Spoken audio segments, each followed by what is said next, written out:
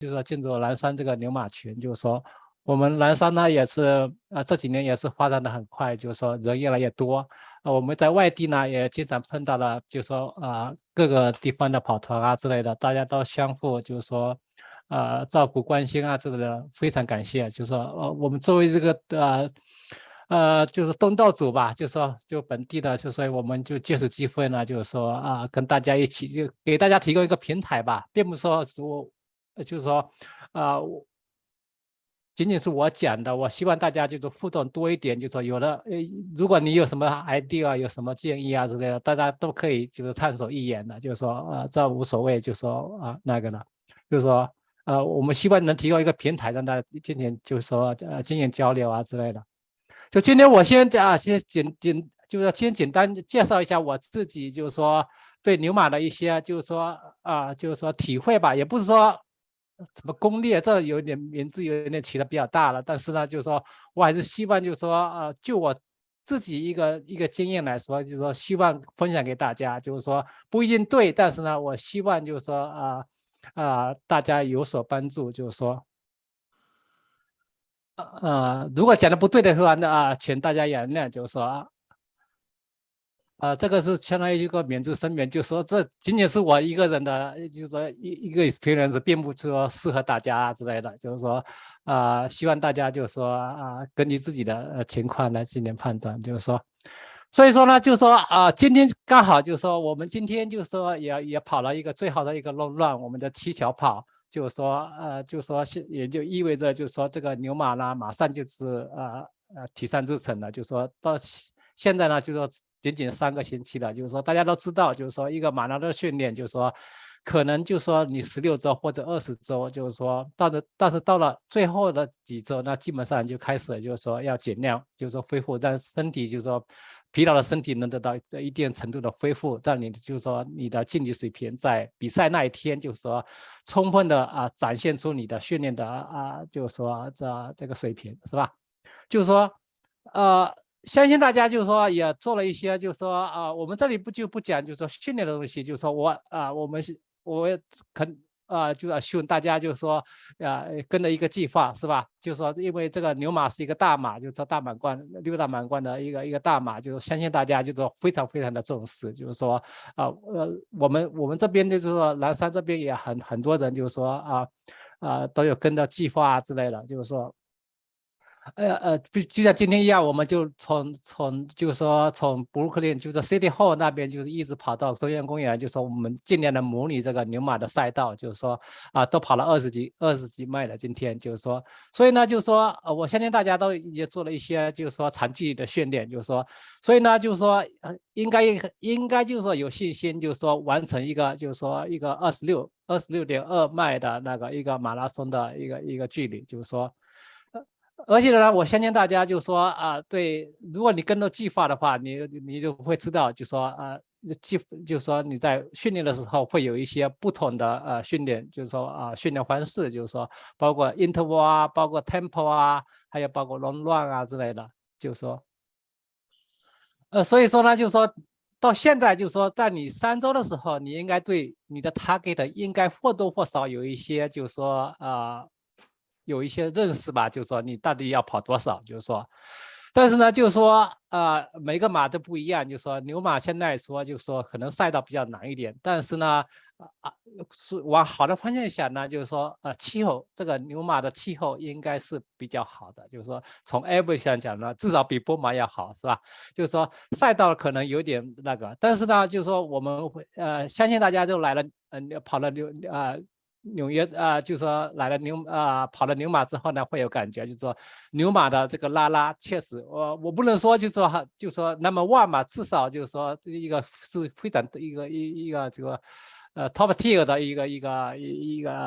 个拉吧，就是说据说就是说有200多万人，但是这个很难就是说一个准确的数字，但是我相信大家就是说你可能对牛马的赛道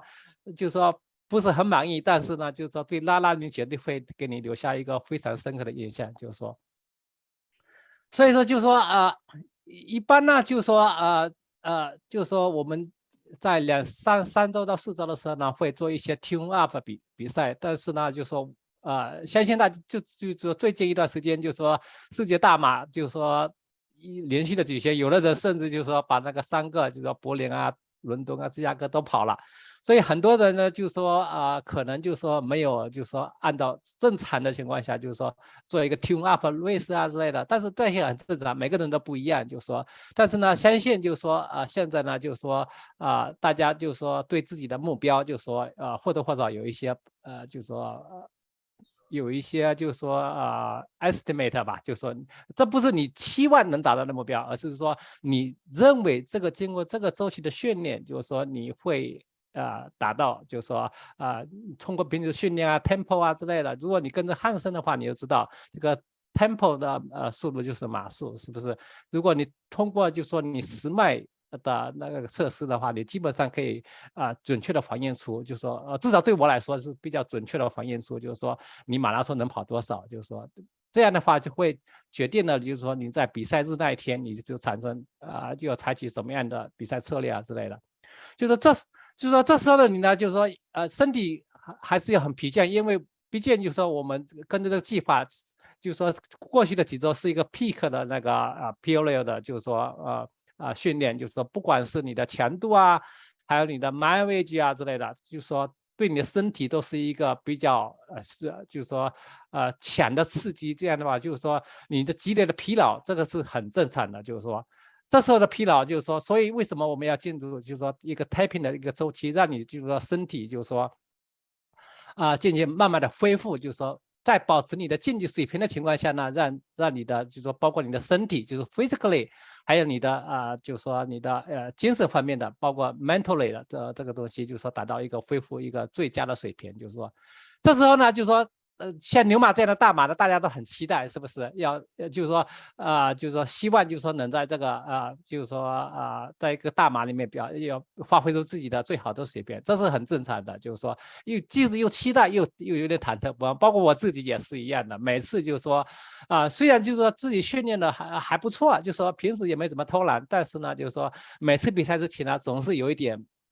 就是说自我怀疑之类的，这是很正常的。就是说，虽然就是说我就是说觉得就是说我平时训练，就是说，比如说你跑 tempo 是不是？你只有跑时迈，你怎么样能从这个时迈的 tempo 的那个 pace，你能把它延长到26.2迈？这是一个非常非常就是说就是说有的时候呢，就是说你。会对自己的这能力产生一个怀疑，我怎么能做得到？是不是？所以这个一个是很正常的东西，就是说，但是呢，就是说，你要相信自己，也相信这个大家的经验，就是说你可以做得到的。就是说，如果你平时训练的比较扎实的话，你可以，而且就是说在比赛日，就是说你的 strategy 就是比较合理的话，应该是能就是说做得到的，就是说。所以一定要就是说，你要相信自己的计划，相信自己，就是说这也是一个信心的那个。如果你自己就是说对自己都不信任的话，就是说你很难就是能表现出你的最佳状态，就是说。所以就是说这个就是说这个现在只有3周了，就是大家开始或多或少depend on 你的计划，你的具体计划，就是说你或多或少开始就是说今年减量了，就是说这个减量呢，就是说它的目的并不是现在的在这个阶段的时候呢，你的目的不是你提高你的竞技水平，而是就是说让你的身体能恢复到就是说比较好的状态，就是说相对来说呢，你的 fitness 应该就是说，因为你没有强的 workout 的话，可能会或多或少会有一点减少。就像这个图里面说的，就是说你在准备这个周期的时候，其实你的竞技水平是一直在提高的，就是说包括你的基础期啊，你的那个就是提高期跟你的 peak 期的话，你的水平是一直在提高的。但是呢，那时候的身体还没有完全恢复，就是说。所以呢，根据这个 tapping 的时候呢，就是说你可能是 peak 的时候呢，就是说你可能会有一些少量的减少，就是说这个你的就是说 performance 会，就是说你的 fitness 可能会有所减少，但是呢，因为你的身体呢就是说恢复了，所以呢就是说你反而呢就是整体水平你会提高，就是说就这个意思，就是说。所以呢，尽量就是让这个自己的，包括自己的就是身体跟你的心理，就是说在比赛日，就是说刚好在这个附近，就是说能完全恢复，就是说恢复过来，就是说而且就是说保证，就是说在你比赛那一天，就是说让你的就是表现的最好，就是说。所以呢，有的研究表明呢，就是好的紧张休息呢，能提高马拉松这个 performance 5%之多，就是说我们是说到4%的神血，所以就是人家这个就是说，这个比这个血还是更重要，更多一点，就是说。这好处呢，就是说这个 typing 的东西呢，就是说你每个人虽然不一样，但是呢，你跟了几个周期以后，你就知道这个该怎么做，就是说有的人就是 typing 早了。所以有的时候就是说具体表现呢，就是说你的 tune up 就是 performance 比较好，但是你比赛的时候，真正你的 target 比赛的时候表现的不好，是不是？所以说就是说这个每个人都不一样，所以就是说每个人都要 try and error，就是说不断的尝试，就是说，但是呢好处就是说你一旦就是说找到自己的就是说 sweet point 的话，你可以 stay to each other。就像飞机，就是我想的就是一个比较好的比喻，就像飞机一样的是吧？在跑道准备起飞的时候，你不管这个飞机，就是说刚开始你就是从哪个gate 过来的话，但是你真正到跑道的时候，你总是做一些 adjustment 的，就是对准这个边境的那个，就是接下来这个起飞的过程中，基本上就是加速就是说提升就是说爬升这样，基本上就是按部就班的来。就是说，我觉得 typing 跟这个有点像，就是说，另外就是说也不能完全休息，就是说，如果你的 typing 呢 period 如果是就是说 follow 3个星期的话有点长，但是中间就是说不能就是说完全休息，就现在不是躺平的时候，躺平的时候真正的躺平的时候就是说可能就是说快要比赛的时候那几天，就是说你可能躺平或者比赛完了以后你躺平都没问题。但是这时候你还要就是说让身体知道，就是说这个大赛还没有，就是说你的任务还没有完成，现在就让你休息，是因为要你就是说更好的表现在比赛日更好的表现。所以就是说，怎么执行呢？就是说，你就现在就基本上按照这个你的计划，不同的每个人都不一样，是不是？根据这个计划来进行减量。但是呢，就是说一定要保持是说实战的强度，要时不时的要刺激一下身体，就是说你不能一直乱，一直乱的话，就是身体可能会大不出你的新的那个，就是觉得好像就是就是外界刺激少了，可能就是说好像就这样下去就可以了，就是说这样的话，就是说身体就是说没有，就是说可能在比赛日的时候，可能还是提不起劲之类的，就是说，但是呢，一定要强调一点，就是说你在 table 期的时候不要太就是说 do some change，但是不要过多的 change，就比如说你现在就是你的计划可能是说一个星期练5次了这样的话，你还是 keep 住5次，只是说你的量、你的强度可能会稍微减少一点，就是说让这个身体，就是说现在身体你不需要过多的刺激。我们知道，就是说训练是因为让身体就是说产生刺激，就是说 damage 这个身体，是不是让身体产生一个超量恢复，而导致你的水平的提高？但是现在我们的目的呢，并不是说让身体就是说接受额外的刺激，我们现在的目的就是说让身体就是说更好的恢复，尽快的恢复，是不是？所以说有一些就是说就是说 routine 呢，你还是不建议要改变的，包括你的训练频率包括你的饮食还有作息这时候就是说一般不建议，就是说你会的那个就是说做一些就是说新的 pick up 新的运动就可能就是跑少了，你可能就是说想一下办法这个时间怎么打发之类的，结果骑自行车或者就是说打球之类的。我觉得大家还是要忍受一下，就是说这是休息，这时候不是跑得少，并不是为了就是说有时间去做别的运动的，而是让身体有足够的恢复，就是说现在呢我就简单的刮一下，就是说就是衣食住行，就是说怎么样，就是说准备这个比赛，就是说一般那些衣服呢，就是说我们就说大家就说建议大家就说按照这个 category 来，就是说比赛的时候你穿什么一定要想好，就是说包括你的跑鞋袜子之类的还有什么背心的裤子，还有什么那个就是说帽子、手套之类的，这个东西我觉得我们后面会说，就是纽约的天气呢，基本上就在40几度到50几度左右，就说一般比较秋天的这时候就差不多就深秋了，就是说气温还是比较稳定的，就是说所以大家就是说一定要注意，就是说保暖，就是说你觉得每个人都不一样，有的人就是说像我的话，一般就是说40度以上的话，穿短裤背心没问题，但是呢，我知道有一些人可能恢复就是说就是说紧身长裤啊或者长袖啊之类的，所以你要确定好，就是说带什么东西。就是如果你是要 travel 的话，是吧？这个一定要想那个。另外一个这个很重要，非常重要，就是说这个赛前保温这个很重要，就是说一定你要穿，在比赛之前一定要保持好自己的那个，就是说不能让自己的能量有所任何的流失，就是说 unnecessary 的流失，就是说，所以呢，就是说前面也说了，就是说牛马呢可能就是说在这个温度比较低，而且就是说早上就是说要很早的就去就是说运动员村那边，就是说在这个一个荒芜，就是说比较大的空旷的地方，就草坪上面坐着，就是说，所以一定要就是说注意保暖，就是说旧衣服啊之类的，一定要那个。另外就是说一定如果有下雨的话，你的雨衣，如果你 travel 过来的话，我最好建议你还是要带一个雨衣，就是以防万一，就是说。另外就这个也是一个很重要的，就是说你要带一些，就是说塑料纸这个就是说东西，就是说可以坐在草坪上面的，因为草地知道这个秋天都有露水，是不是？即使不下雨的话，这个地还是湿的，就是说你不能直接坐在草地上面，就是说，所以要注意弄一些，就是说包括你的，就是说我们比赛又要发的那个西部那个就是披的那个保温的东西都可以，反正就是说能防水的东西都可以，就是说。另外一个就是说，一定要注意赛后保温也很重要，就是说一定要，我建议大家就是说大家都存包，就是说这是除非就是说你有就是说家人之类在直接在那个终点等你之类的，但是即使是这样的话，像我的话，我基本上还是就是说每次尽量的就是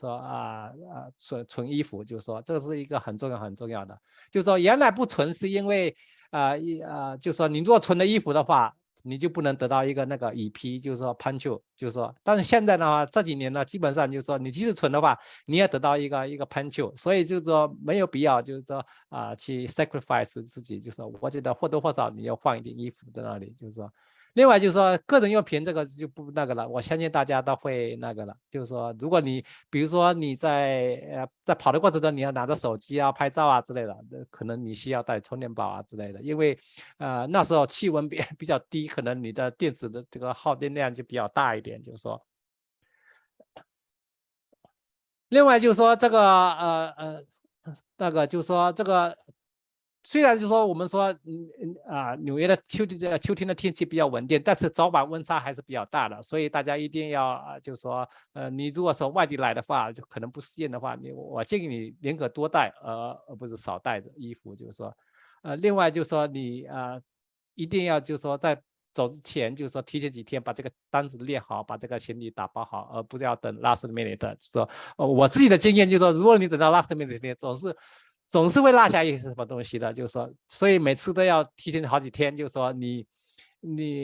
pack 好了以后，你可以再检查是不是，就确保无误。就是说，另外一个很重要的，就现在的飞机就是说非常不 reliable，就是说你如果让你托运的话。我建议就是说，你别的衣服可以托运，但是呢，就是说你的比赛用品就包括你的，尤其是鞋，因为鞋就不好，就是说马上就 replace 了，就是东西，就是说，所以最好的就是说带一个小包，就是说随身携带，而不是要去托运，就是说。这个吃的东西，就是说，你如果来纽约的话，其实吃的东西就是各种各样的食物的都有。但是呢，就是说我建议大家，就是说你如果想尝遍，就是说尝别的国家的饮食饮食之类的，我建议你还是留在比赛之后，因为很多就是说这个不同的就是说可能会对这个新的 food 之类有反应之类。我知道以前有很多人就是说，因为过来吃东西导致身体就是说就是说胃搞得肚子弄吃坏了，结果这样影响你的成绩，就是说。另外就是尽量选择自己熟悉的食品，就是说，如果你以前就是说比赛之前你要吃什么东西的话，你现在还是 stick to it，就是说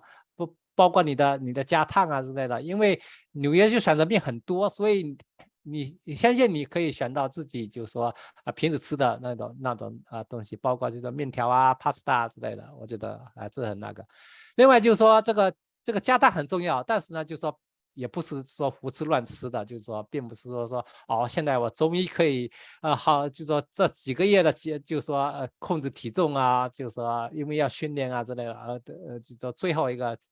星期，就是说你可以大吃特吃啊之类的。我觉得你可以完全按照就是说平时的就是说饮食，就是说不要多太的改变，无非就是说你稍微改变一下这个饮食的那个结构，就说另外就说可能量，我建议量可能还要减少一点，因为你的运动量没那么大了，所以你可能会就说可能量吃的东西还要少一点。另外就是说这个补充水分非常非常重要，这个可能甚至比这个加碳还重要，就是说这个水分，就是说你在比赛之前，你就说保持，就是说你有充分的身体的那个水分储备，这个是很重要的。如果你等到就是说比赛之前，你还在就是缺水状态的话，你可能即使你在比赛过程中大量的喝水，可能都来不及，就是说。就是说体重增加，就是说在这个太平期呢，体重增加就是说几瓣，这是非常非常非常的正常的。就是说你这个东西其实主要是水分，就是说，所以你不要太介意，就是说就是说体重的变化，就是说。另外就是说这个比赛用胶也很重要，就是说你不要我们说了，就是说这个马拉松比赛就是说 nothing new 是吧？这个是一个很重要的东西，就是说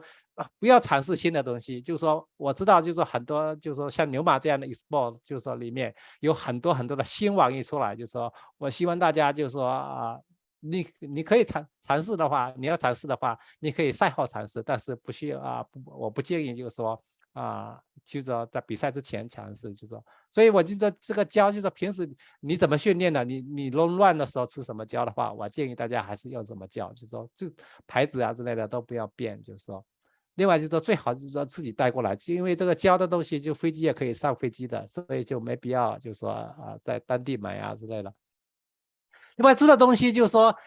我知道，就是说最近几年就是说可能纽约的，就是说这个就是治安有所恶化，就是说，但是相对来说还是就是说，只要你就是说选择在就是说好的区的话，应该是说问题不是很大，啊、所以我建议大家就是说，如果可能的话，我就是说对那外地跑者来说，就是说尽量的，就是说住在中城附近，因为中城附近呢，就是说第一交通比较方便，第二就是说这个如果你想比赛完了以后想回去啊，就是说洗澡啊之类的也很方便，就是说，所以说别的那个地方呢也可以，就是说你下沉也可以。其实下沉，如果你住在下沉的话，你可能就是说早上就是说你要坐 ferry 过去到 Staten Island，而不是就是说在 Midtown 坐那个 bus 去起点，就是说。所以这个就是说行，就是说这个东西，就是说大家知道，就是纽约这个三大机场，就是说相对来说，就是说就是说就三角形的，就是说到纽约都差不多距离，就是说所以也不存在就是说prefer 哪个机场的问题，而是说你要根据自己的当地的就是说这个航班情况啊，包括你的价格啊之类的，我觉得去哪个机场应该问题不是很大，就是说每个机场都有就是说交通工具直接就说来曼哈顿啊之类的都可以的，就说在就说一旦你来了纽约以后，我建议大家还是坐地铁。虽然就说这个纽约就是说这个地铁就是说脏乱差就是说著名的，但是确实很方便，而且比较便宜。就是说我觉得还是建议大家就是说坐地铁，就是说。另外呢，就是说这个会展中心呢，就是说它在30几街那边，就是说其实你如果在 Midtown 住着的话，我觉得你可以走路过去都可以，就是说不管你是到 Export 还是 Export 到中央公园啊，我觉得都可以在步行范围之内，我个人是这么想的，就是说，所以就是说你有了地铁票以后。就是说你可以选择坐地铁，但是也可以走路。我觉得这时候的话，纽约的，就是说现在就是今天我们去中央公园的话，现在氛围已经非常非常的浓厚了。就说这个比赛的那个，另外就是说，如果你坐飞机的话，我建议大家就是说要提前，就是说反正我觉得现在的最不 reliable 的交通工具就是飞机了，是吧？我宁可就是说，首先最 reliable 就是跑步走路是最 reliable，第二就是坐火车，火车还是比较 reliable 了。另外就是汽车的话可能会堵车有 traffic 是不是？但是飞机非常非常不 reliable，所以如果你有可能的话，我建议大家还是要至少提前1-2天过来，就是而不是要等到 last minute，因为who knows 是不是这个航班说就是说现在非常非常不 reliable。另外就是说，在比赛之前呢，就是说不要做太多的那个，就是说arrangement 的，比如说你要观光啊之类的，就我觉得尽量的安排在赛后，尤其是你带 family 过来，就是说可能想在纽约好好玩一次啊，这是很那个。我建议大家就是说尽量的，就是说跑完了以后，你可以跟 family 一起游玩，这时候其实也是一个很好的。虽然说你不能马上就恢复训练，但是你走路还是肯定是没问题的，就是说。另外一点是一个很重要的，就是说你不要什么东西都要自己来那个，就是尤其是比赛日那一天，就是说如果你有家人的话，包括拉之类的这个 schedule 这种东西呢，我建议就是说你要全权委托给你的家人，是吧？你的领导啊之类的，就是说而不是说你还在就是说为家里在哪里去拉之类的就是伤脑筋。我就是说还是就是说让家属就是说take initiative， 就是他 responsibility， 就是说你就作为一个就是说甩手掌柜，是不是？你现在的问题这最关键的任务就是怎么样恢复这个能不动脑，是吧？就是则不动脑，就是说就这个意思。另外就是说这个恢复，就是说一定要就是说如果是大家去逛 expo 的话，就不要花太多的时间，因为很多人就说我知道，就是说这个 expo 的对有些人来说还是非常非常的 exciting，是不是？我建议就是说你要提前去，比如说星期四啊、星期五啊去啊，就是至少你还有星期六一天可以休息，是不是？所以就是说不要在上面逛太多的那个，尤其是不要站太久，对吧？你可能不觉得累但是呢，可能就是说，可能对你的 performance 有所影响，就是说。现在我就给大家就说简单的过一下，就说这个马拉松的这个赛道。之前我说了这个就是非常非常遗憾的话，就是说这个纽约马拉松这个赛道呢，并不是一个很好的 PR 赛道，就是说在6大满贯里面呢，我认为是最难的，就是说包括就是说比波士顿还难，就是说波士顿其实就是说主要你对这个赛道就是说了解足够深的话，而且就是说你跑过几次的话，你会就是说就是说有的人会表现得非常的非常的好，但是呢，纽约这个赛道呢，就是没什么那个，就是说怎么说呢，就没什么 strategy，就是说它虽然两个都是一个 technical 的一个赛道，但是呢，就是纽约还是比波士顿要难一点，主要是说集中在就是说这个后半段的那个，就是说它是跟波士顿一样都是点对点的，就是说从这个 Staten Island 到 Brooklyn 到那个 Queens， 再到曼哈顿，再到Bronx， 再回中央公园，是不是？所以这个从这个从这个赛道来看呢，就是说我们就说了5个包了5个桥，就是说就是5个区5个桥，就是说这里一个桥，这边一个桥，这边一个桥，这边一个这个桥5个桥，就是说从 overall 呢，就是说它还是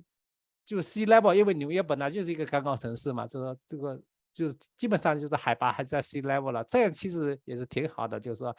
至少就是说对你没有什么negative impact， 是不是？有的人就说如果到高阳去比赛的话，可能会有一些高阳反应啊之类的，但纽约肯定不会，就说纽约赛道呢，主要特点就是说它的后半程比较难一点。你说为什么难呢？就是说实际上就是说最高的爬升它不在后面，就是说它实际上就是出发的时候，就是说这个出发这个就 Vino Zero 这个bridge 的时候，就说这个爬升其实是最高的。但是呢，大家可能那时候体力比较好，而且有机械，是不是？所以所以就感受不到。真正到后面就是感受得到的话，就是这个 Queen Baller， 就是59阶这个桥，就是说这个桥呢，就是说从Queens 到那个曼哈顿，就是说第1大道，就是说这个可能大家就说感受的比较深的。另外就说到就说这个第5大道的时候，就说这一块这个缓上坡就是22迈到这个23迈左右吧，就是1迈多的这个缓上坡，这个也是非常非常的讨厌。就是说，虽然就是说你可能看不到它有什么上坡，但是呢，你的掉速掉的很厉害，往往就是说对你的信心是一个很大的打击。就是说，所以呢，就你了解这个赛道，你要知道就是说哪些东西就是说你是 expected 的，就是说，比如说。在这个第5大道，这里就降速是很正常的，你不要入实际的信心，就是说，这个是非常非常的重要的，就是说，另外就是说这个后面这个就是说，包括你到又进入的中央公园，虽然有一些下坡，但是呢也有一些上坡，包括你这个就是Park South 这边，还有再进入中央公园的时候，就是说最后冲刺的时候还是有一个坡，就是说，所以就是说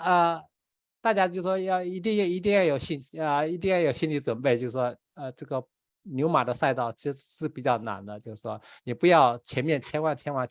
一定要悠着点，就是说。那个怎么样进行这个实验性那个训练呢？就是说到这时候呢，就是说你的就是说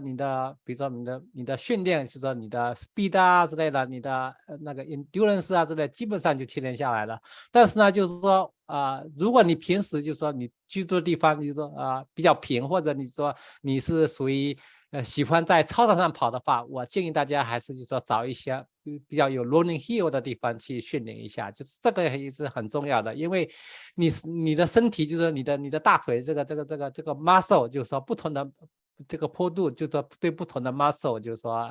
使用的情况不一样。如果你平时都在就是说 flat 的那个course 来训练的话，你一旦就是说跑了这个纽约现在这个上下的话，你可能就在后半程的话，可能你的腿可能这个 muscle 可能受不了，就是说，所以你一定要找一些比较类似的那个，就是说我们会就是说我们在那个蓝山牛马指南里面就有一些就是说那个 profile， 所以大家可以根据这个 profile 来选择你当地的，甚至你在 treadmill 上面可以模拟一下，就是说怎么样，就是说至少在身体有所准备，就是说。我们今天呢，就是今天早上我们就组织了，就说纽约就是组织了，就是我们4大跑团，包括蓝山百骏、新风还有爱跑团，就说我们进行了，就说我们100多号人，就说我们从就说 City Hall 一直沿着这个7桥，就说后半程基本上是牛马赛道，就是说。做了一个7角跑，就是说这个照片就是今天我们到牛马周年庆的时候，我们还搞了一个重现的神，就是说让大家就是说 happy 一下，就是说如果你是外地的话，就说你没法就说到亲自来纽约，就说来感受一下这个牛马的那个氛围啊，和包括你的赛道啊之类的，就说但是呢，你可以通过一些 video 啊，还有包括就说读一下这个赛季，包括你原来如果你参加过了，你有赛季的话，或者就是读别人的赛季，这也是一个很好的一个实践过程。就说我在这里就说列了这3个，就说我认为这比较那个这个小叶的，就是说去新闻那个小叶，就是说就是说他全程录了，就是19年的牛马赛道，在 YouTube 上面有，就是说你可以看一下，我觉得非常非常的好，你可以感受一下，就是说这个牛马的这个拉的氛围啊，包括赛道啊之类的，我觉得他是全程录了，就是说pace 大概在310左右吧。另外就是说这2个赛季是我写的，就是说我参加了19年跟21年的那个，就是说如果大家有兴趣的话，也可以看一下，就是说尤其是19年的赛季，我还是就是说花了一点时间介绍这个牛马的赛道啊之类，包括桥啊之类的我觉得至少你有一些就是说那个就是说有一些就是说感性的认识，就是说这个哪个地方就是经过哪个地方，就是说 expect 的是不同的那个就是说风景啊，或者就是说这个坡度啊之类的。另外一个时间也是很重要的，就是说如果你是属于晚鸟型的话，因为牛马相当于说你可能需要6点多钟的时候自己坐 bus 到到起点，是不是？但是真正跑的时候，一般就说你即使是第一波的话，也是要9点半或者9点40左右才出发，甚至有的人到了中午才出发，所以就是说基本上是属于上午的。那这个段时间呢，大家可能平时就说都在上班啊或者之类的，所以就说你很难就说把身体就生物钟就说在这个时间段就说调的最好，是不是？所以就说如果你是早鸟或者晚鸟的话，平时训练的话，而且就说你可能对这个时间这个差，可能有的人就说可能早上的比赛他是提不起精神的话，我觉得你如果你属于这种人的话，你需要就是这几个星期的话，你要抽一点时间，就是说在这个时间尽量的在这个时间段，就是说让自己做一些训练，这样的话身体就是说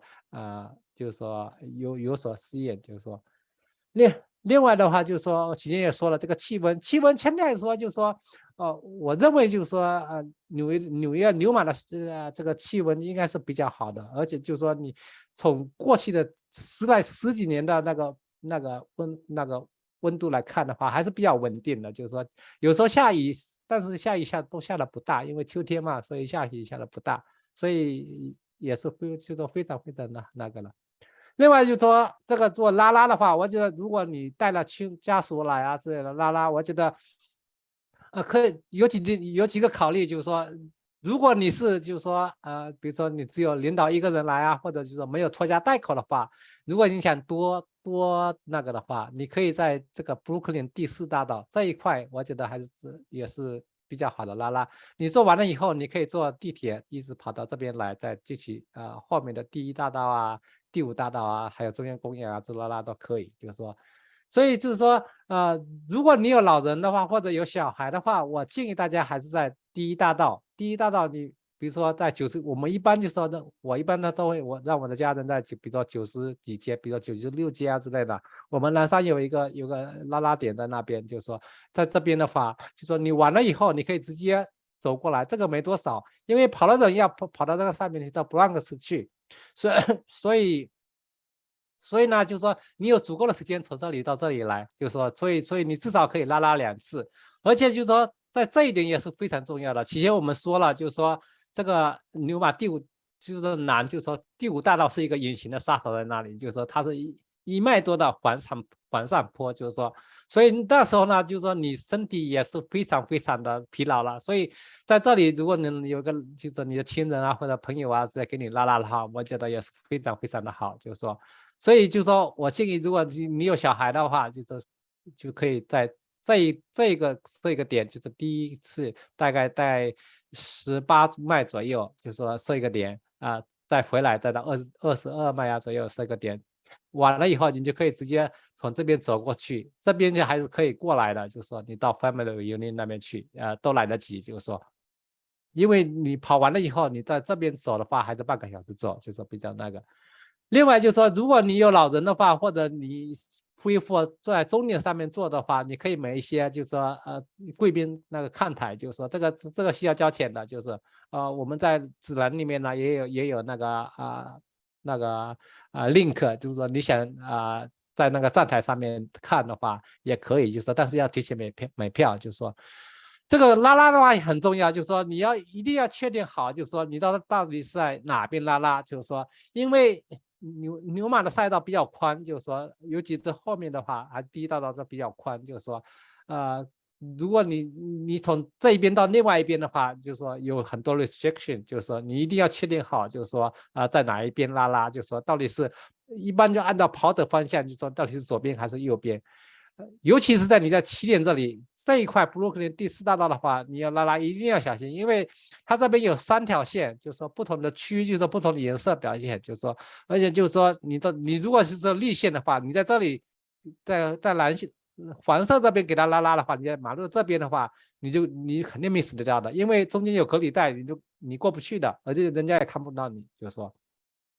另外一个就是很重要的东西，不是说不仅仅是说你知道，就是说跑的人穿什么东西，你要自己穿什么东西，就是说最好就是说让这个跑的人来找你，而不是拉来找跑者。我发现就是说，如果你跑得比较快的话，比如说sub 3的人可能还好，因为我当拉拉搭了很多年，就是说我知道，就是说一旦就是说你在3小时之外的话，你到后面基本上是要好几个人并排跑了，就是说你可能在3小时之内，可能还是稀稀拉拉，可能就是还可以，就是说看得见就是哪个人，但是呢后面就是呼啦呼啦就一波一波人过来了，所以就是说你很难就是说让就是说去找那个这个跑者。虽然说我们有那个 app 可以 check， 但是这个 app 就是说它是根据就是说几个点在做你的 pace 在做 estimate， 就是尤其像纽约这样的话，就是说街道就是说每个要街就隔了比较小的话，就是说你很难就是说有时候就是说因为提前到，有时候会滞后，所以就是说很不准，就是说，所以我建议大家就是说，你首先要跟就是说事先商量好，就是说我在哪一条街，我穿什么衣服，我什么标志，比如说你跟蓝山就是说加油点在一块，所以你可以人家可以远远看到这个蓝山的旗帜在那里，是不是对齐在那里？所以这样的话就是说让跑了的人就是说有意识的提前就是说说到底是靠左还是靠右啊之类的，这样的话就很容易一点，就是说，另外就是说一定要拉，就是说曲靖也说了，就是说在比赛那一天的话，就是很多街道是有 restriction 的，就是说包括你说你这一块的话，你不能穿过来的，就是说是 block 掉了，所以你一定要事先规划好，就是说你怎么样的行走，就是说中间有几条线，就是说我们在指南那边有说了几条线可以穿过去，从东边到西边，就是说。OK，所以我讲就讲这么多，就说接下来的大家就是 Q&A 的时间，就说我不管什么问题都可以问，就是说包括就是说群里面的可能比我更熟悉纽约的话人也可以来帮助回答，就说好吧，这个链接我可以我可以现在就给你们，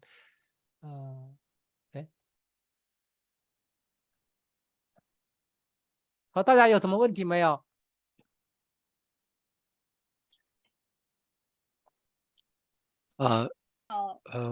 没有什么问题。第一个是首先非常感谢你那这个花这么多时间来帮助大家。另外一个就是你这个 PPT 能不能跟我们 share 一下？这个 PPT 也非常好。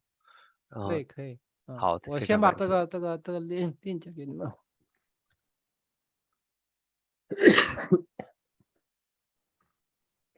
对，我们这个是上面的，我觉得我们还有一个下的下的话，主要是针对赛道还有天气那还有我们那时候应该有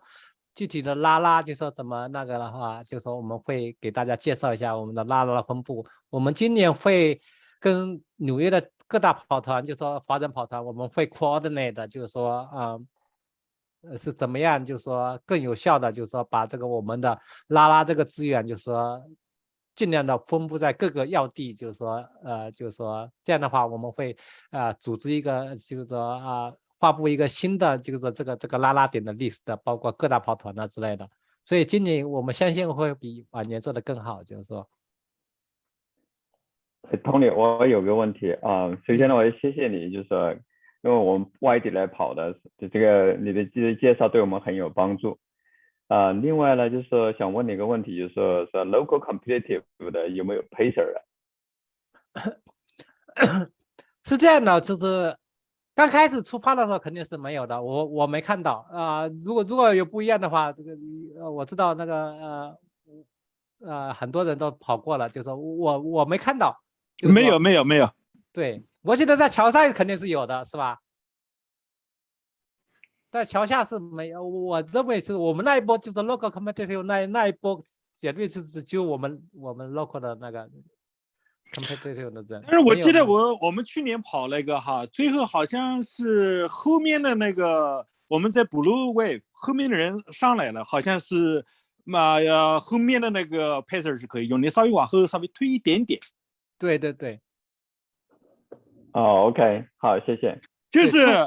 我们这个 local competitive 是在这个 Blue Wave 的最前面，然后 Blue Wave 它是有这个 pacer， 这两个之间它没有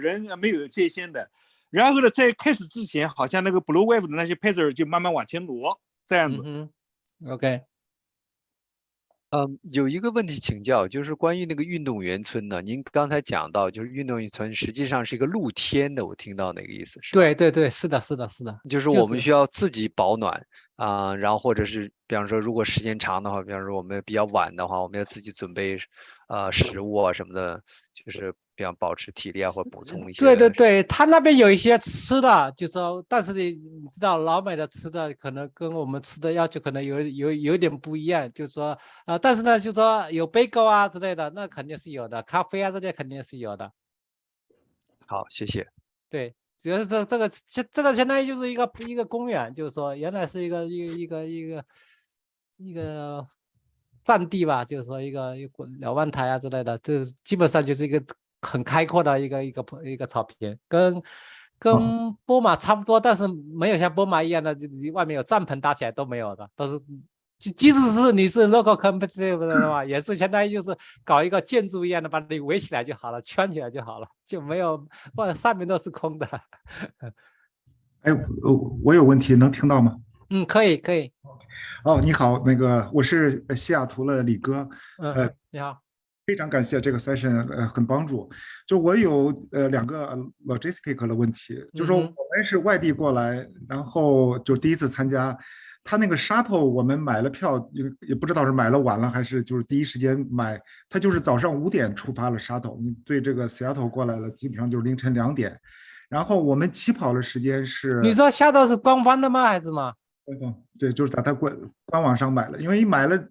就是最晚的都是这个了，就是什么都没了。就是说我看他那个我的那个 personal account 里头，我起跑时间是10点多，这样的话早上5点过去，可能6点都到，在那儿待4个多小时。我是听我的朋友说，这个 shuttle 我们虽然买了5点，但是可以晚点走，比如说坐7点呢、6点半，就想跟你们证实一下，这可行吗？哎，你这买是什么概念？这不是免费的吗？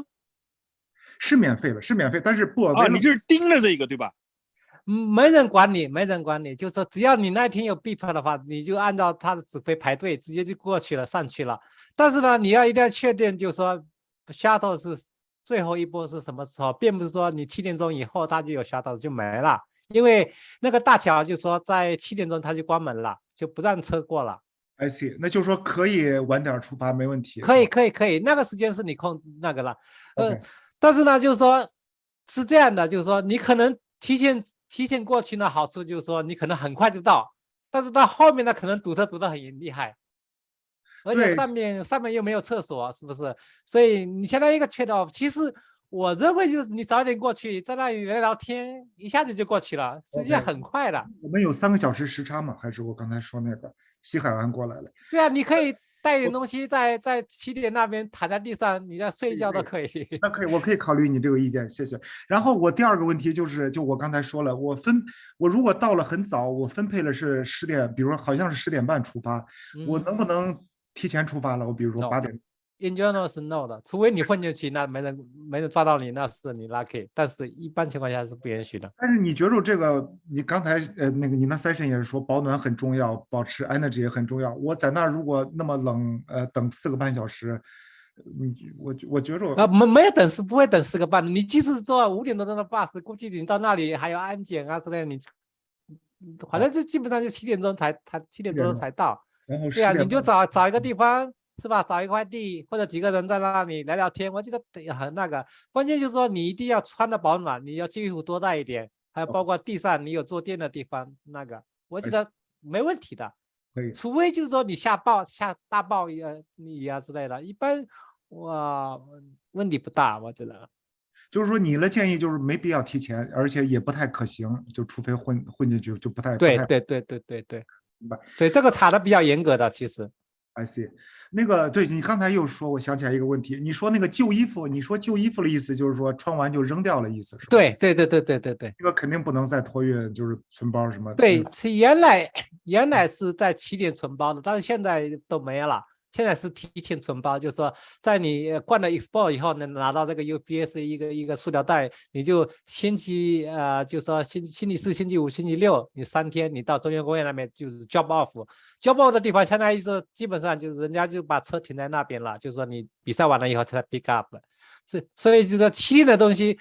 他会给你一个小袋子，那个小袋子非常非常的小，可能就是你到 McDonald's 给你的一个小的塑料袋，它不是纸袋，是一个小的塑料袋，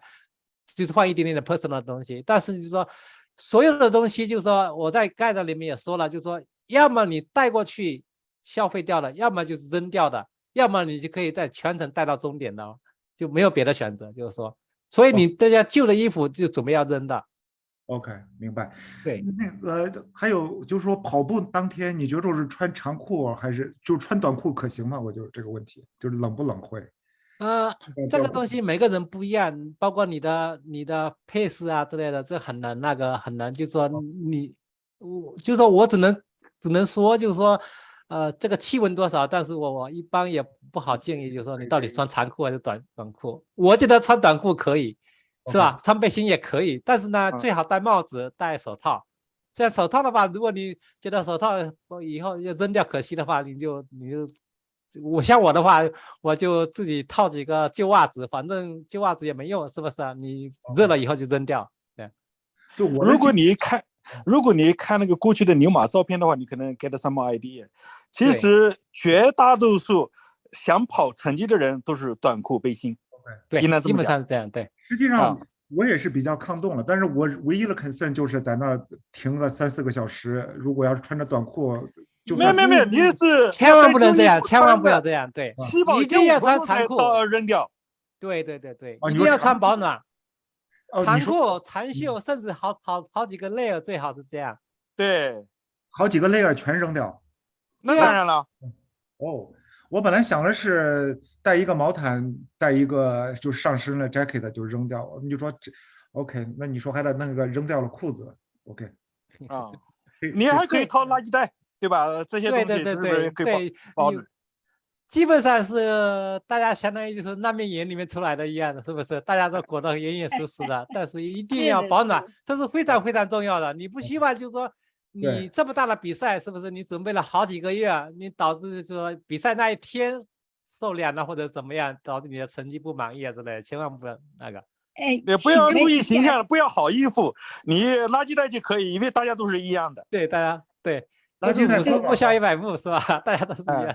对，我问一下那个李葛哈，你刚才提到说你已经知道出发时间了，我在看我的这个 dashboard 好像没有这个信息啊。我也没有这信息啊。好像有这个印象，我记不得了，是email还是主页？我可以再看一眼。我有个印象是我是10点半出发，好像是，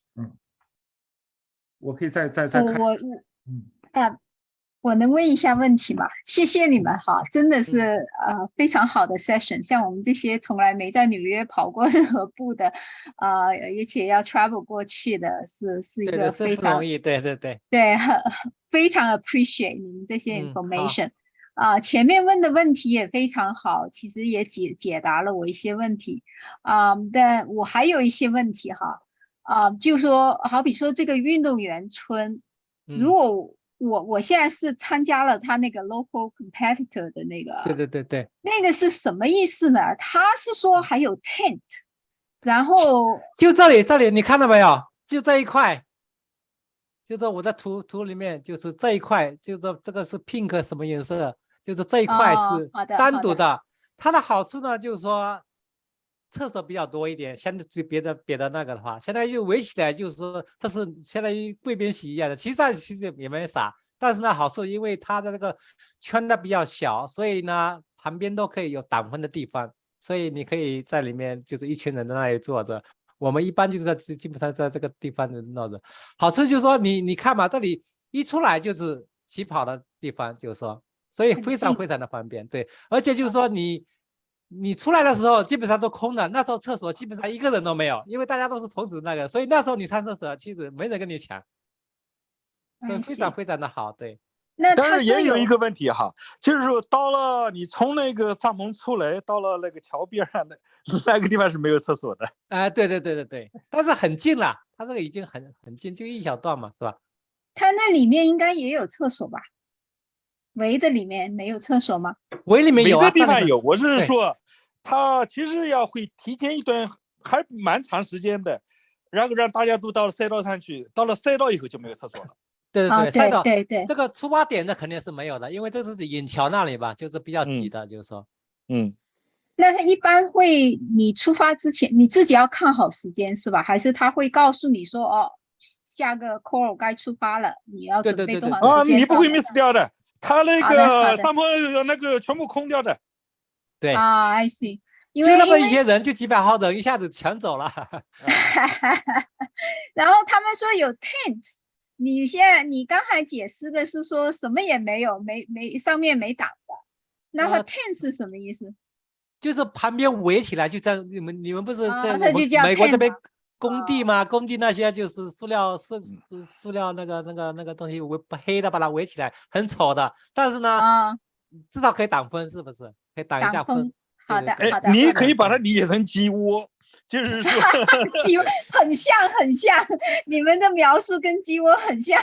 对，其实它边上有2个小帐篷，那里面比如放点什么吃的喝的，对。但是那个你人不能在里面的。对。但是你人一般是坐在外面挡风的那个，就是那个围栏那个地方，不是一些塑料纸挡着，你拿个东西铺在地上，就坐在那儿挡一下风而已。对，顶上没有顶的。对，没点对。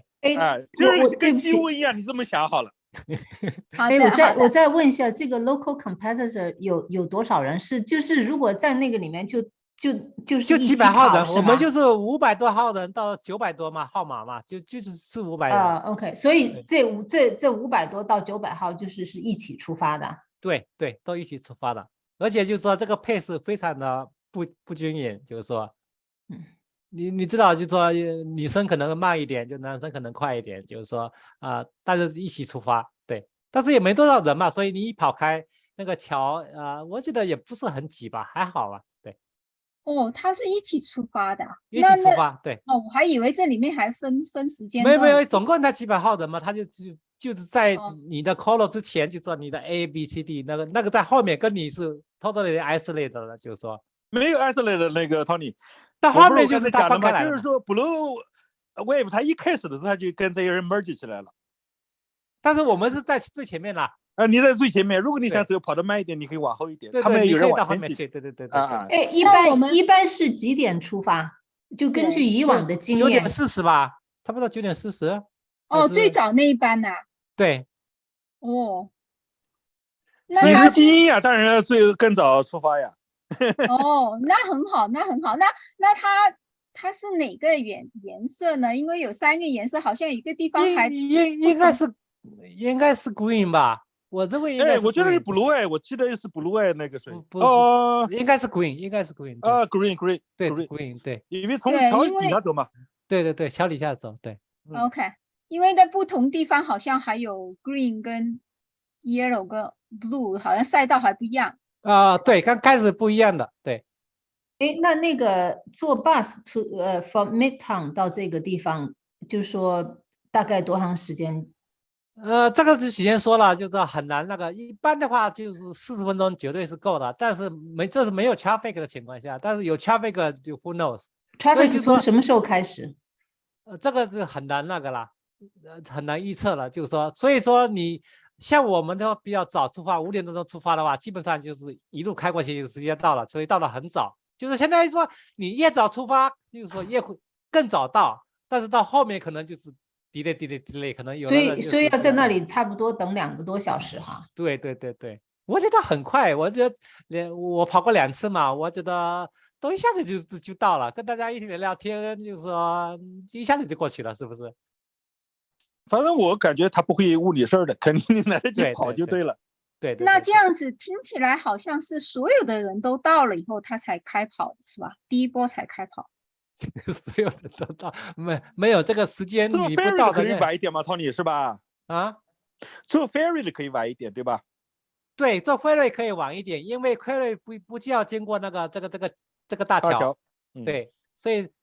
那个如果你是外地来的话，我觉得坐 ferry 也挺好的，因为相当于你可以去看看这个纽约港啊，看看自由女神像啊之类的，凌晨也是挺好挺美的一个事情，就是说，但是呢。ferry 就是说，它不是说 ferry 直接到这个桥头这里下了，你还要倒 bus。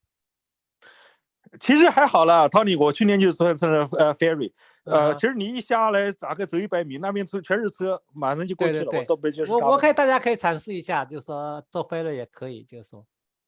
我没做过，但是我平时那个就是说那个 Staten Island 的那个 half 呢，也是坐飞轮过来了，也就在这里跑步也跑的过程中，但是我在牛马我没有坐过飞轮。我没觉得有问题，我去年坐的是 ferry。OK， 坐那个还有2个公车，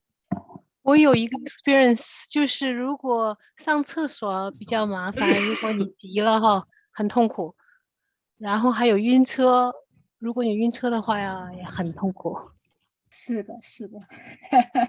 这就没办法了。那我问一个问题可以吗？那个我想说，咱们如果再从探特里出发的话，不是没有那个 pacer 吗？那么后来能够和那边的 pacer 汇合吗？可以啊，你到后面就开始配合了。那出发的时间差不多，所以你想找多少时间的 pacer？ 你快对，所以你要，如果你那个确保的话，你要问一下他什么时候出发了，以免你跟着到后面另外一个pacer或者怎么样的。对。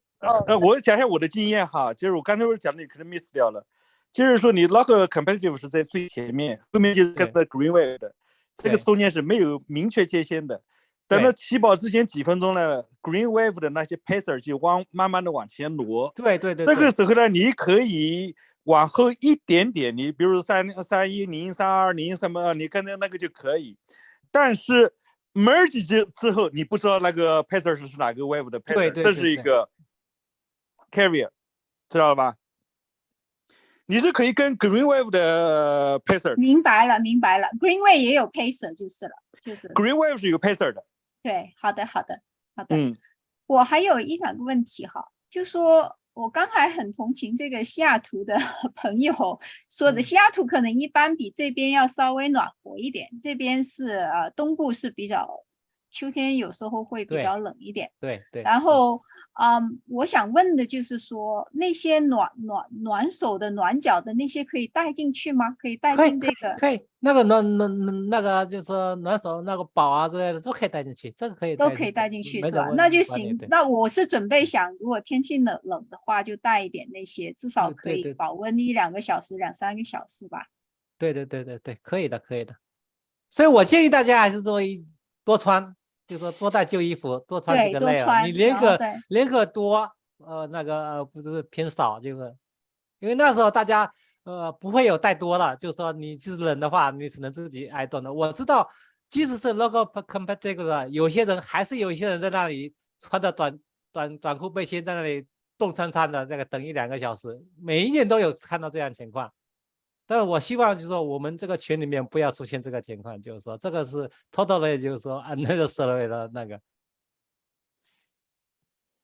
好的，非常好的信息，谢谢。还有现在 local 那个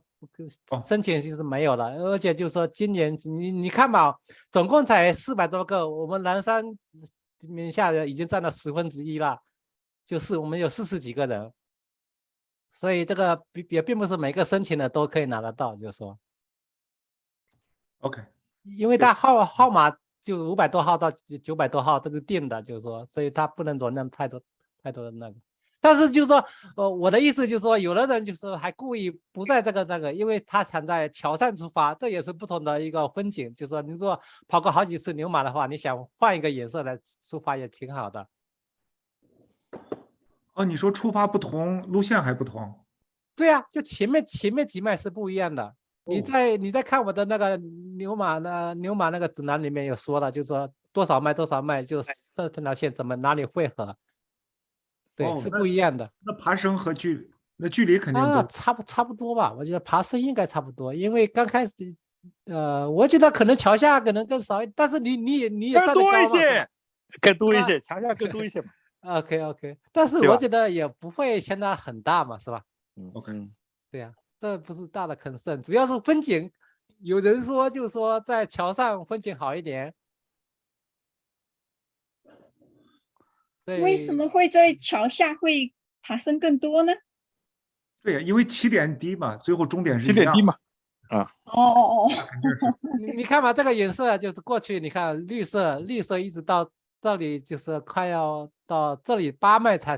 它3个线，就是在拉菲叶特这个 avenue 的时候就开始就是三个颜色都 merge 在一块了，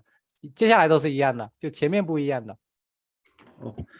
，Tony，我还有个问题，我最近看他们芝加哥马拉松，他们当地的跑团还负责给那个华人跑者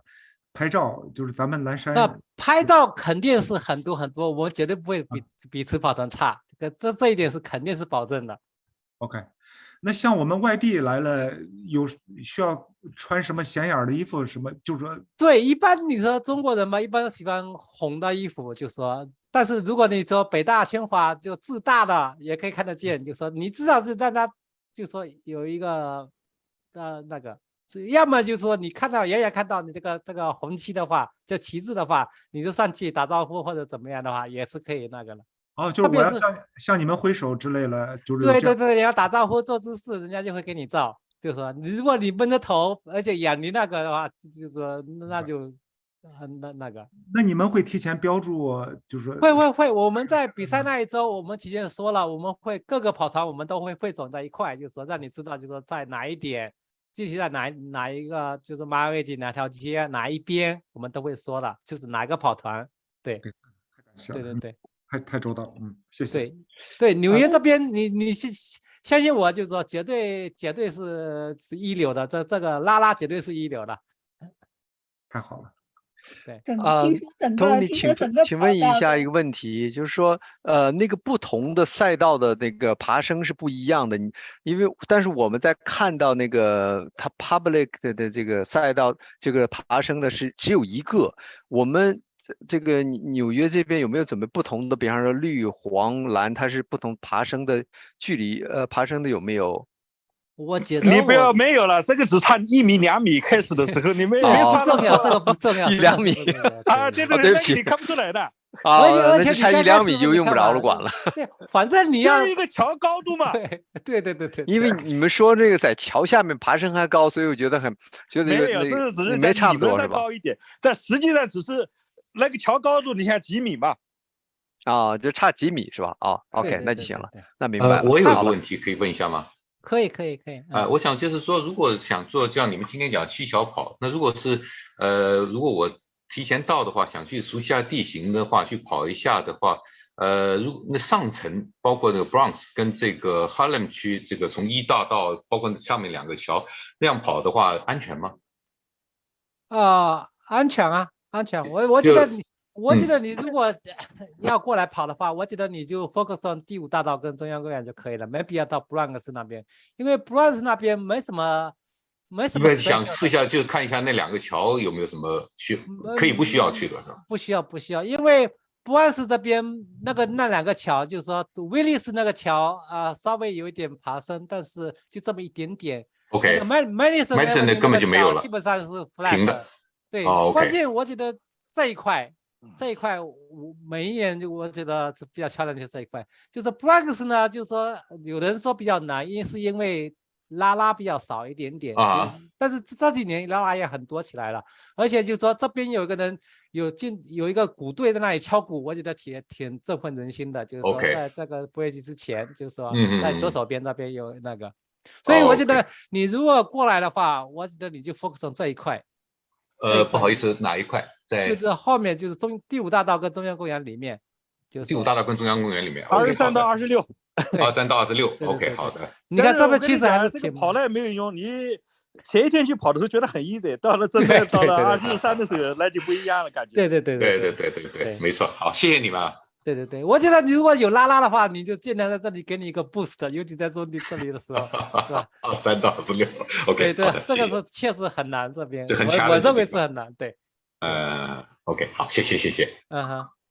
Tony， 我再问一个问题哈，如果我可以找到人家送我去这个 Staten Island 的话，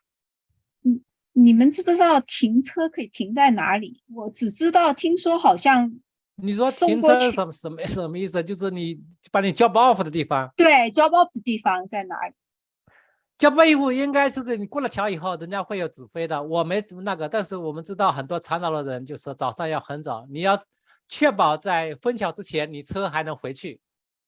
封这桥好像要很早是封一边而已，是吧？下 no 面 no 没封 no 吧？ no 两 no，边都封啊？你就过不去了。哦，对，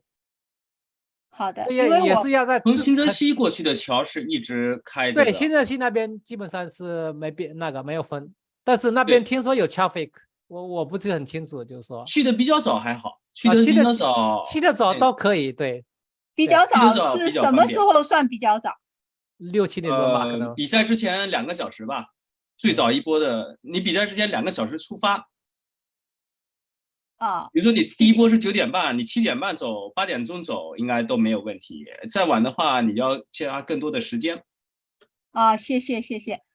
我看了，好像有人说那个 drop off 地点离这个起跑的地方还蛮远的，就是说要走路没有那么远。那个他 drop off 的地方就是离那个他那边有个安检的进去的地方 ，drop off 的地方，那天早上会有警察的你指挥交通的，你多开也开不了。那个他会告诉你说这是那个你现在就需要 drop off 了，然后掉头走。你过了桥以后就应该都不会太远了，是吧？桥的那边就是桥头吗？那边吗？不是，新泽西过来哦，新泽西过桥还挺远的。新泽西过桥挺远的，但是那个它会 highway 上面会断掉，它会让你离开 highway， 然后你下了 highway 以后，你就能看出来是在哪里 drop off。哦，好的，我觉得谢谢哈。好像去年那个小月他们新婚的几个，好像在新泽西那边好像过来，好像到后面还是跑过去了，或者是怎么回事？没有那么远，还好。是吗？他可能堵车或者怎么样，就3号就说，还是跑得蛮远的，至少就跑了1迈啊之类的过去的。我记得我是9点半左右出发的那一波嘛，就是 local competitive，然后他们 driver 是7点半还是8点钟离开那个我们在新泽西的 hotel 的。OK。但是开车那个时间还比较顺利，而且下了车以后不用走特别远。OK。但就是说这个运动员村本身是很大的，你要说那个一下去然后就可以躺着歇着也是不行的。哦，那没有，对，它就是运动员村本身很大。对，它围起来的区域很大，就是进去以后还是要走那个，我觉得走个10分也都是有可能的。好的，非常感谢，谢谢。没事。好，我有个问题，请问听得见吗？可以。你好。我是 San Diego 的郑敏，我是想和一个朋友一起跑，但是我申请到了 local competitive tent， 他没有申请到。我想 logistically 我能不能到 tent 里用洗手间啊什么的，然后出去找他，这个有没有限制？你可以出入没问题，但是他不能进来，就是说。OK， 就是我可以进出都不会有。对，可以，对，只要有 beep 的话应该没问题，对。OK， 然后各个区之间找人应该还比较容易吧？如果我知道它是什么颜色，什么 Corel， 不一定很容易，因为那一天穿的跟你平时穿的不大一样。而且我建议你不要这么做，你那走也挺累的，我跟你说。对，是吧？你这个其实 local competitive 跟那个普通的advantage 并没有那么大，不值得你这么来回，我觉得哈。我确实就是不知道这2个之间的，比方说洗手间排队能差距到什么地步，什么样的？我觉得没那么大的 advantage。对，我觉得反正你就没事就排队呗，是吧？对，你到那等下走上那么多人，对吧？你说你要真的想跟他走，所以就是从头就待在一起比较好。我觉得如果是我的话，我会这么做。OK， 好，谢谢建议。你好，请问什么时候能知道我们的 wave number 啊？应该很快了吧？我听说是今天，但是今天好像还没有，应该很快了。这个好。对，应该很快就可以知道了。他是通过 email 还是什么东西通知我们？他会发 email， 但是你也可以随时 log in 到你的 MYR 的那个账号里面，看它有它马上会显示出来的。那这3个颜色的它是怎么分的？就是说一个蓝色蓝线橙色和那个绿色怎么分的？怎么分的？那我不是很清楚，但是就是说可能也是 random 的吧，估计。OK。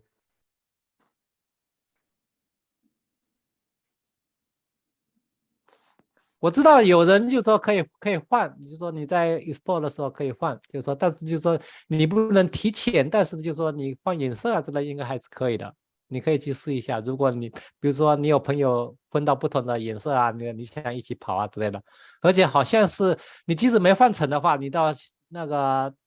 比赛那一天你还可以那个，就是说你move到后，只要是move到后面去都可以，就是说不能提前，就是说慢的人不能在前面去。但是快的人可以到后面去，慢的人那边去，就是说。但是不同颜色之间你不能换是吧？不同颜色我不知道大家有没有这个经验，我估计是可以的，但是我自己没做过，就是说我也不能那个。这个要做，我觉得应当在 Expo 做好。对，最好是在 Expo， 省得那一天。他这个执行政策的话，他是一个人一个政策。对，你知道吧？那是的，这是绝对是这样的。有的人就严格一点，有的人就有人就不让你进。但是你要在 Expo 要换好了，那才能 guarantee。对，行，好 ，OK， 好，谢谢。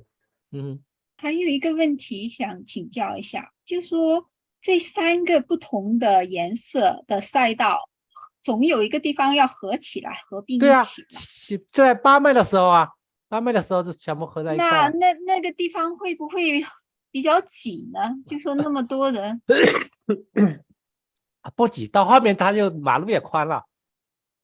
哦，马路也宽了，好的。纽约的马路应该是我认为是比较宽的，所以还好。因为第一就是比较宽，第二也是比较散开来的嘛。那时候大家就配置都 settle down 了，就说不像前面大家都好像是生怕自己慢了一点一样的，都拼命往前赶。就是说到后面都基本上就even out 了，就是说还好。牛马是在大马里面最不挤的。对。人最多的。人最多，那个马路也宽啊。它马路宽呀。你看像伦敦的话就是很挤。对。好的，谢谢。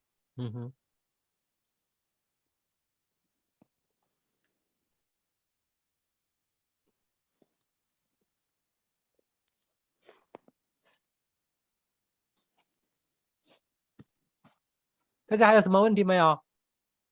谢谢Tony哈，再见。OK， 非常 informative。好，那谢谢大家，谢谢大家，就我们非常感谢。对，牛马3纽约见。谢谢，纽约见。 OK， 好，再见。好，拜拜。谢谢。